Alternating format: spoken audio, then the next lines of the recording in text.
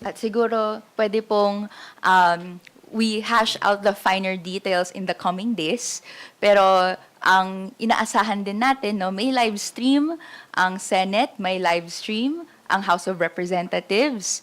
Makikita din natin, I'm sure, ang mga media nakaantabay at blow by blow, prepared na magbigay ng updates sa mamamayan.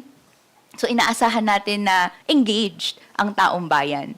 And ang dagdag ko na lang dito na sa proseso ng pagpapalawak ng political participation, in-encourage din natin yung lahat na magkaroon ng sariling live streams. No? I'm sure meron yan sa ating mga bahay, sa classrooms, pero magtipon din tayo sana para pag-usapan yung issue. Beyond, syempre, sa pagbasa ng updates at pagbasa ng interpretations, tayo mismo ay gumawa ng sarili nating critical na pagtanggap doon sa mga nangyayari.